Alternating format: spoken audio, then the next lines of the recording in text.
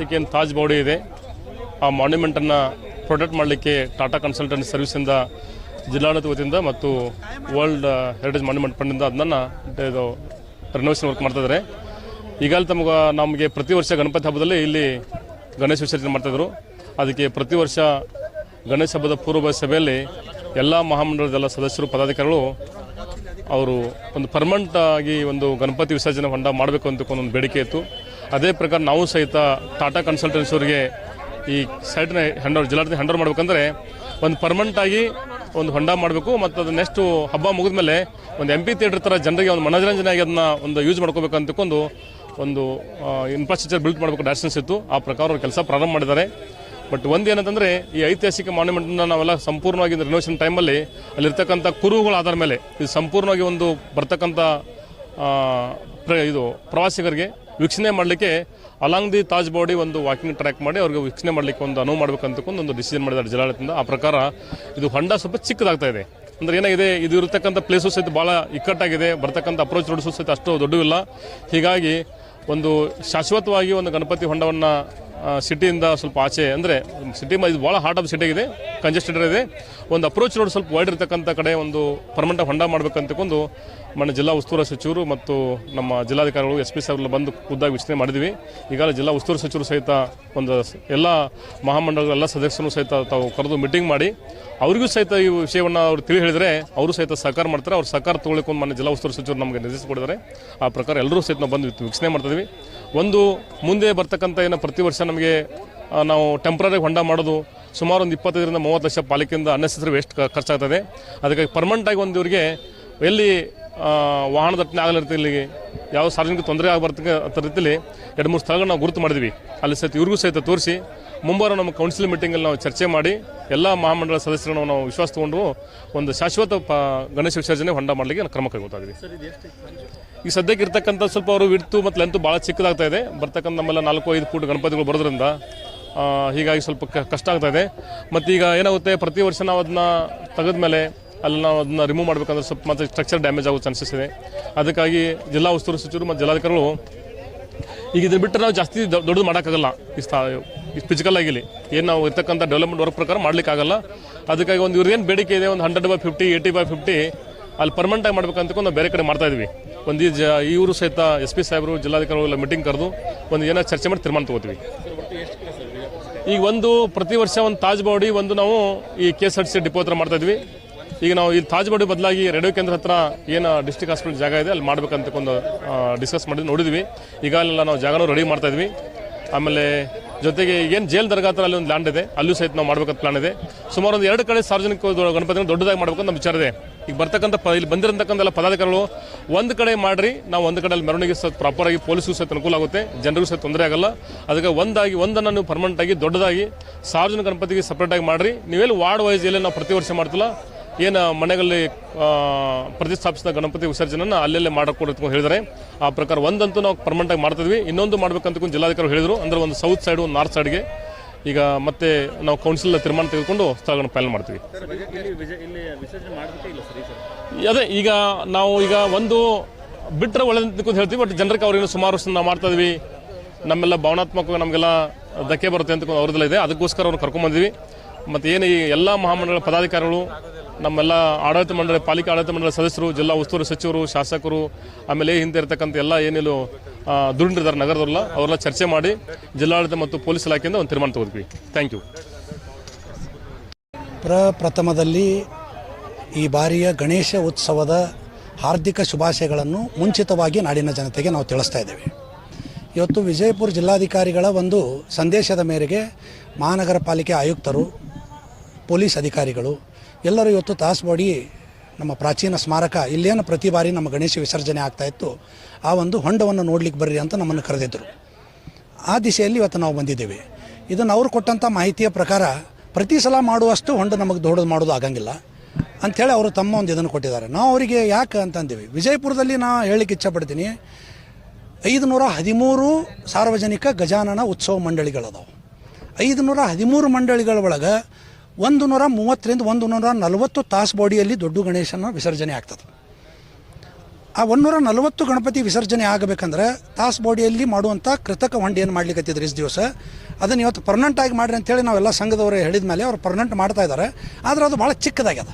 ಅದನ್ನು ಇನ್ನಷ್ಟು ದೊಡ್ಡದು ಮಾಡಿರಿ ಅಂತೇಳಿ ನಾವು ಜಿಲ್ಲಾಡಳಿತಕ್ಕೆ ಮನವಿ ಮಾಡ್ಕೊಳಕತ್ತೀವಿ. ಯಾಕಂದ್ರೆ 130ರಿಂದ 140 ಗಣಪತಿ ಮಂಡಳಿಗಳು ಇವತ್ತು ಇಲ್ಲಿ ವಿಸರ್ಜನೆಗೆ ಬಂದರೆ ಈ ಹೊಂಡದೊಳಗೆ ಅವ್ರು ಮಾಡಿರುವಂಥ ಹೊಂಡದೊಳಗೆ ಅವ್ನು ವಿಸರ್ಜನೆ ಮಾಡಲಿಕ್ಕೆ ಸಾಧ್ಯ ಇಲ್ಲ. ಅದನ್ನು ದೊಡ್ಡದು ಮಾಡಿರಿ. ಅವ್ರು ಹೇಳಿದರು ಇಲ್ಲ, ಈಗಾಗಲೇ ಟಾಟಾ ಕನ್ಸಲ್ಟೆನ್ಸಿಯವರಿಗೆ ಇದೊಂದು ಪ್ರಾಚೀನ ಸ್ಮಾರಕ ಪ್ರವಾಸಿ ತಾಣವಾಗಿ ನಾವು ಇವತ್ತು ನಿರ್ಮಾಣ ಮಾಡ್ಲಿಕ್ಕತ್ತೀವಿ, ಅದಕ್ಕೆ ನೀವೆಲ್ಲರೂ ಸಹಕಾರ ಕೊಡಬೇಕು. ಆಯಿತು, ನಾವು ಸಹಕಾರ ಕೊಡ್ತೀವಿ. ಹಿಂದಕ್ಕೆ ನಾವೆಲ್ಲ ಮಾಜಿ ಸಚಿವರು ಅಪ್ಪು ಪಟ್ಟಣ ಶೆಟ್ಟಿಯವರು, ನಾವು ಪ್ರಭಾಕರ್ ಭೋಸ್ಲೆ ಎಲ್ಲರೂ ಕೂಡ್ಕೊಂಡು ಇಲ್ಲಿ ತಾಜ್ ಬಚಾವೋ ಹೋರಾಟ ಮಾಡಿದ್ದೆವು. ನಾವು ತಾಜ್ ಬಾಡಿಯಲ್ಲಿ ಅತಿಕ್ರಮಣ ಇದ್ದಂಥ ಪ್ರದೇಶವನ್ನು ಕಿತ್ತೊಗಿರಿ ಅಂತೇಳಿ ಅಂದಿನ SM ಕೃಷ್ಣ ಸರ್ಕಾರಕ್ಕೂ ಕೂಡ ನಾವು ಆಗ್ರಹ ಮಾಡಿದ್ದೇವೆ. ಆ ದಿಶೆಯಲ್ಲಿ ಇವತ್ತು ಅವರು ಅತಿಕ್ರಮಣವನ್ನು ತೆರವು ಮಾಡಿ ಬಹಳ ಸುಂದರವಾದ ತಾಣವನ್ನು ಮಾಡಿದ್ದಾರೆ. ಅದಕ್ಕೆ ನಾನು ಸರ್ಕಾರ, ಕೇಂದ್ರ ಸರ್ಕಾರ, ರಾಜ್ಯ ಸರ್ಕಾರ, ಜಿಲ್ಲಾಡಳಿತಕ್ಕೆ, ಉಸ್ತುವಾರಿ ಸಚಿವರಿಗೆ ಪಕ್ಷಾತೀತವಾಗಿ ಅಭಿನಂದನೆ ಸಲ್ಲಿಸ್ತೀನಿ.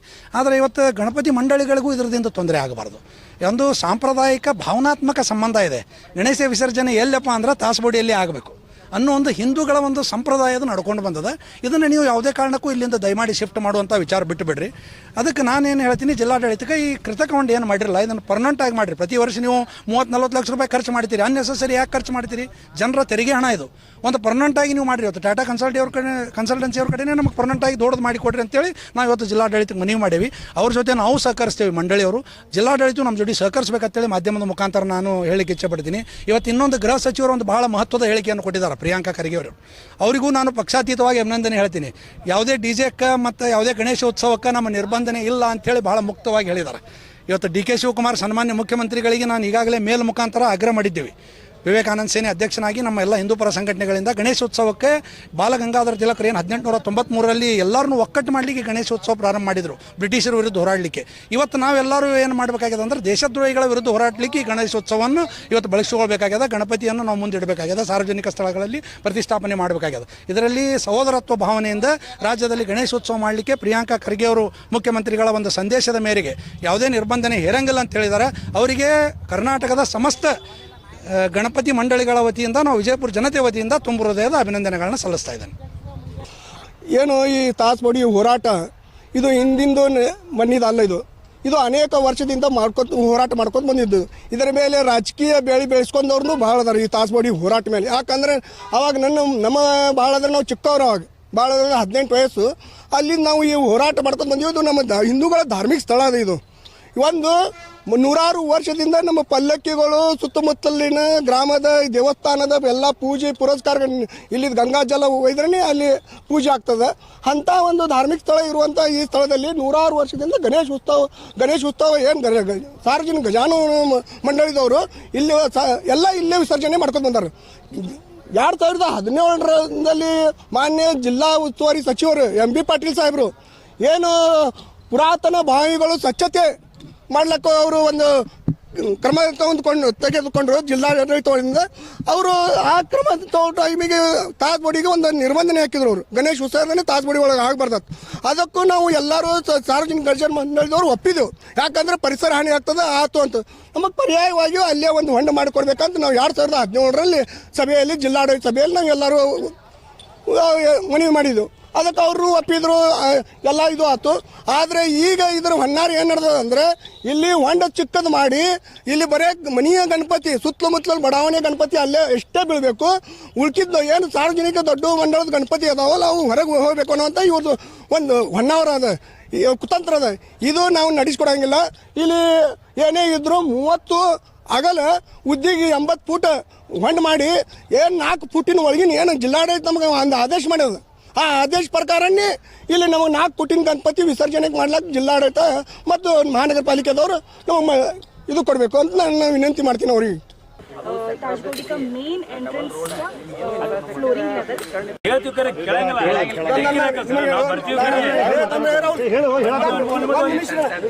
ಸಾರ್ವಜನಿಕ ಗಣಪತಿ ಏನದಾವು ಇಲ್ಲೇ ಬರು ದೊಡ್ಡ ಗಣಪತಿ ಅವು 4 ಫೂಟಿನ ಒಳಗಿನ ಇಲ್ಲೇ ಬೀಳು. ಉಳಿದಿದ್ದೇನು ನೀವು ಆ ಏರಿಯಾನಾಗ ಮಾಡ್ತಿರಲ್ಲ ಗಣಪತಿ ಇದು ವಿಸರ್ಜನೆಗೆ ಹೊಂಡ ಮಾಡ್ತಿರೋ ಏನು ಇದು ತೆಗೀರಿ. ಆದ್ರೆ ಮೂಲ ಏನು ನಮ್ಮ ಧಾರ್ಮಿಕ ಸ್ಥಳ ಅದ, ಇದು ಆ ಧಾರ್ಮಿಕ ಸ್ಥಳಕ್ಕೆ ನೀವು ಅನುಗುಣವಾಗಿ 80 ಫೂಟ್ ಉದ್ದಿಗೆ ಮಾಡಿಕೊಡ್ಬೇಕು. 15 ಫುಟ್ ಡೀಪ್ ಮಾಡ್ಕೊಡ್ಬೇಕು. ಇದು ಮಾಡಲಿಲ್ಲ ಅಂದ್ರೂ ನಾವು ಹೋರಾಟ ಮಾಡವ್ರಿ. ನಾಳೆ ಈಗ ಏನು ಆರ್ಕಾಲಜಿಕಲ್ ಇದ್ರದಿಂದ ಸರ್ವೇದಿಂದ ಏನು ಕೆಲಸ ನಡೆದ ನಮಗೆ ಮಾನ್ಯ ಅದ ಅದು. ಯಾಕಂದ್ರೆ ವ್ಯವಸ್ಥಿತವಾದಂತ ಒಂದು ಪುರಾತನ ಬಾವಿ ಐತಿ. ಅದಕ್ಕೆ ನಾವು ಸರ್ ಇದು ಕೊಡ್ತೀವಿ. ನೀವು ಕಳೆದ 5-6 ವರ್ಷದಿಂದ ಸರ್ ನೀವು ಎಲ್ಲ ನೋಡ್ಕೋತೇ ಬಂದಿರಿ. ಆದ್ರೆ ಇದು 80 ಫುಟಿಂದ ಆಗ್ಬೇಕು. 80 15 ಡೀಪ್ ಹೊರಗೆ ಎಲ್ಲ ಕಡೆ ಹೊಂಟ ಮಾಡ್ರಿ. ಪುರಾತನ ಬಾವಿ ಎಲ್ಲ ಸ್ವಚ್ಛ ಮಾಡಿರಿ. ನಿಮಗೆ ಅಭಿನಂದನೆ ಕೊಡ್ತೀವಿ ನಾವು ಜಿಲ್ಲಾಡಳಿತಕ್ಕೆ, MB ಪಾಟೀಲ್ ಎಲ್ಲರಿಗೆ. ಕರೆಕ್ಟ್ ಅಲ್ಲಿ ಹೋಗಿ ಮುಖ್ಯ ನೋಡಿ ಅಲ್ಲಿ ಬಂದ್ ಮಾಡ್ಕೊಂಡು ಹೋಗೋದ್ರೆ ಆಗುದಿಲ್ಲ.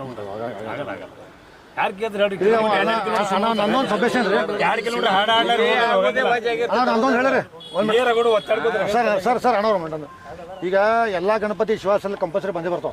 ಅದು ಫಿಕ್ಸ್. ಈಗ ತಾಸಗುಡಿ ಯಾಕಂದ್ರೆ 110 ಮಂಡಳಗಳು ದೊಡ್ಡ ಗಣಪತಿ ಇದಾವೆ. ಅವು ಸಣ್ಣ ವಿಸರ್ಜನೆ ಮಾಡ್ತಾರೆ. ಯಾರೇ ಸಣ್ಣ ವಿಸರ್ಜನೆ ಮಾಡ್ತಾರೆ ಅದು ಮಾತಾಡೋಣ. ಅದು ಮಾತಾಡೋ ಒಂದು ಪಾಯಿಂಟ್ ಗೊತ್ತಿಲ್ಲ ನಿಮಗೆ. ಗೋದಾವರಿಲಿ ಬಂದ್ ಮಾಡಿ ಹೋಗೋದಾಗೋದು ಭಾಳ ಕಷ್ಟದ ಕೆಲಸ. ಪೊಲೀಸ್ ಮೇ ಬಿಟ್ಟು ಅಂದ್ರೆ ಅವ್ರು ಸ್ವಲ್ಪ ದಾಡ್ಸಿತನ ಮಾಡ ಮತ್ತೆ ಕಿರಿಕಿರಿ ಲಾಠಿ ಮಾಡ್ರಿ. ರವೀನಾಥ್ ಟ್ಯಾಗರ್ ಜೈಲರ್ ಒಪ್ಕೋರಿ.